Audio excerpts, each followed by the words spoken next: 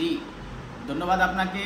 অন্তর্বর্তী সরকার হলো দেশের রাজনীতিবিদদের ব্যর্থতার কারণেই অন্তর্বর্তী সরকার গঠিত হয়। তো গত 5ই আগস্ট বাংলাদেশে একটা গণঅভ্যুত্থান হয়েছে। গণঅভ্যুত্থানের পরেই এই অন্তর্বর্তী সরকার গঠিত হয়েছে।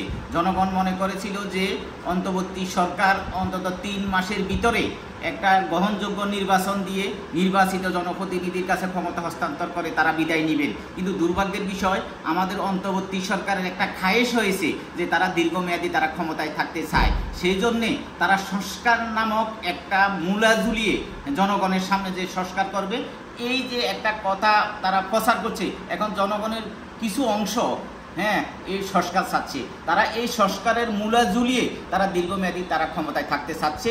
কিন্তু জনগণ একটা রাষ্ট্রের একটা মৌলিক পরিবর্তন চাচ্ছে। তবে সেই মৌলিক পরিবর্তনটা অনির্বাচিত সরকার কাছে জনগণ আশা করে না। কারণ অনির্বাচিত সরকার কোনো সংস্কার করলেও সেটা তারা আইনে বৈধতা দিতে পারবে না, তার জন্য সংসদের প্রয়োজন হয়। কিন্তু আমাদের দেশে কিছু অথর্ব রাজনৈতিক দল, অথর্ব কিছু মানুষ তৈরি হয়েছে, তারা এই অবৈধ অগণতান্ত্রিক অনির্বাচিত সরকার কাছে সংস্কার চাচ্ছে। আরে মহা মুসিবত, এই অগণতান্ত্রিক অনির্বাচিত সরকার যদি সংস্কার করে তাহলে তো সেটা তারা আইনে রূপান্তর করতে পারবে না, তার জন্য সংসদ লাগবে।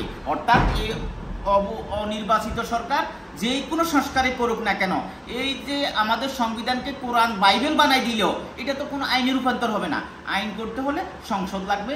সংসদে সংখ্যাগরিষ্ঠ জনপ্রতিনিধির স্বাক্ষরের ভিত্তিতে এটা আইনে রূপান্তরিত হবে। তারা এই সংস্কার খেলা করে তারা বাংলাদেশটাকে একটা অরাজকতা বাংলাদেশে সৃষ্টি হয়েছে। আপনারা জানেন, চারদিকে নৈরাজ্য, অরাজকতা, জুলুম, লুণ্ঠন, যেখানে মানুষের জানমালের কোনো নিরাপত্তা নাই, নারীদের ইজ্জতের কোনো নিরাপত্তা নাই।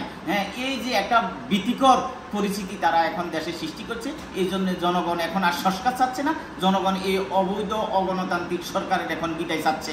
কারণ আপনারা জানেন, এই অনির্বাচিত সরকার গত 5ই আগস্ট শপথ নেওয়ার পরেই 20শে সেপ্টেম্বর তারা একটা প্রজ্ঞাপন জারি করেছিল নিজেরাই, যে তারা 15 দিনের ভিতরে তাদের আয় ব্যয়ের হিসাব দিবেন। কিন্তু গত 11 মাসেও তারা তাদের আয় ব্যয়ের হিসাব জাতির কাছে তারা উপস্থাপন করে নাই, প্রকাশ করে নাই। তাহলে জনগণ এখন মনে করতেছে তাহলে তারা ভিতরে তাহলে দুর্নীতি করতেছে।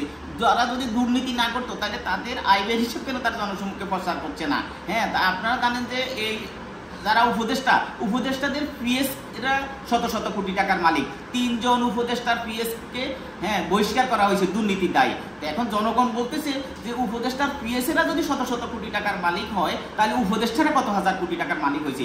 এই দুর্নীতিবাজ উপদেষ্টাদেরকে দিয়ে এই দেশের সংস্কার তো হবে না, এই দেশে একটা গ্রহণযোগ্য নির্বাচন এদের দ্বারা সম্ভব হবে না, কারণ এরা দল নিরপেক্ষ নয়।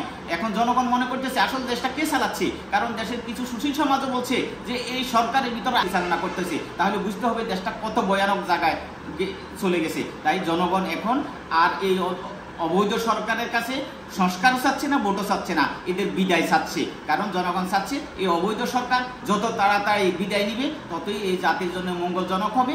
এই অবৈধ সরকারের একমাত্র এখন কাজ হলো রাষ্ট্রপতির কাছে তারা পদত্যাগ করে চলে যাওয়া। মহামান্য রাষ্ট্রপতি একটা নির্বাচনকালীন 3 মাসের জন্য নির্বাচনকালীন সরকার গঠন করবে। সেই অন্তর্বর্তী সরকারই এই দেশে একটা গ্রহণযোগ্য নির্বাচন দিবে, সেটাই এখন জনগণ কামনা করতেছে।